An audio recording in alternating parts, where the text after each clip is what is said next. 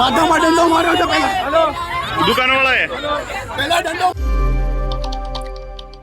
ભાવનગર જિલ્લાના વલભીપુર અને અમદાવાદ હાઈવે પર જાનૈયાઓ એક દુકાનદાર સાથે ઉગ્ર બોલાચાલી કરી તે બાદ મારામારી કરી છે। શું ને સમગ્ર મામલો તેની વિગતે ચર્ચા કરીશું। નમસ્કાર, હું છું પ્રથમ મોદી, આપ જોઈ રહ્યા છો નિર્ભય ન્યૂઝ।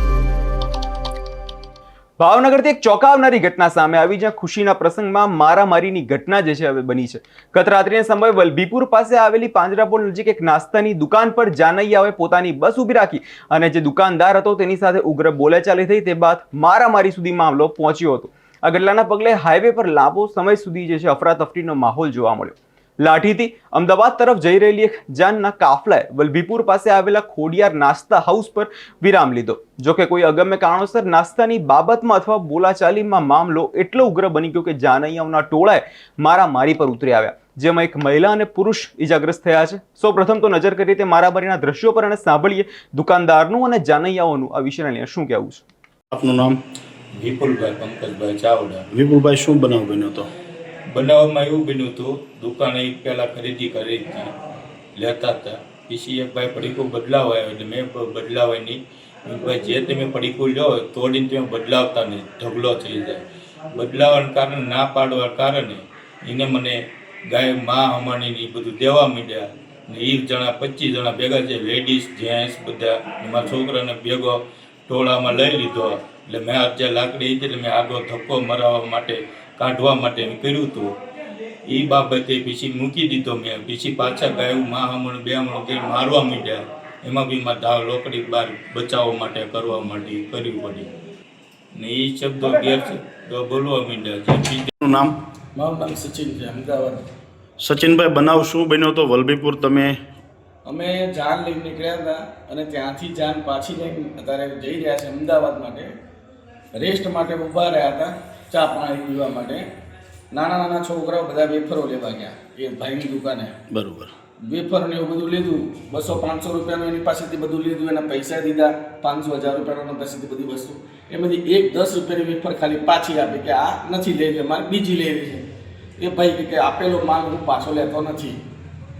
એટલે એમણે કીધું કે ભાઈ આટલું બધું લીધું, ખાલી 10 રૂપિયા માટે તું આ કરે? છોકરા હતા, મોટા કોઈ નહોતા, બાજુમાં બધા મોટા સોડા પી રહ્યા હતા, એટલે કે છોકરા વેફરને લઈ રહ્યા એટલે બધા બાકીના ઉભા રહ્યા અને છોકરા જોડે અપશબ્દ બોલ્યો એટલે બાજુમાંથી જે ઉભા હતા જેન છે તરત એમની પર બોલ્યા, એ બોલવાની તમીજ રાખ ભાઈ, શું બોલી રહ્યો છે? એટલે ભાઈ ફૂલ નશામાં હતો, અત્યારે હાલમાં ફૂલ નશામાં હતો, એણે સીધી ગાળ બોલી એટલે સામે પછી અપશબ્દનો જવાબ અપશબ્દથી મળ્યો એને, એટલે એણે અંદરથી સીધો દંડો કારણ છોકરા જ આગળ ઊભા હતા, મોટા તો પાછળ દૂર ઊભા હતા, કંઈ ઝઘડો કરવાની દ્રષ્ટિએ નજીક નતા પહોંચી ગયા। એ ભાઈ સીધો દંડો કાઢ્યો ને મારવા ગયો, સીધો મારી છોકરીને માથામાં મારી દીધો। બરોબર। તમે અત્યારે વલભીપુર પોલીસને જાણ કરી? ચાકુ કર્યું અને ચાકુ મારવાની કોશિશ કરીને ચાકુ પકડ્યું છે અને ચાકુ આખું વળી ગયું છે, બરોબર છે। બીજું છૂટું બધું એણે માર્યું અને વલભીપુર પોલીસ સ્ટેશનમાં અમે જાણ કરી કે અમે અહીંના વ્યક્તિ નથી અને આ ભાઈ અહીં દાદાગીરી વધારે કરીને અમે બારગામથી અહીંયા આવ્યા છીએ।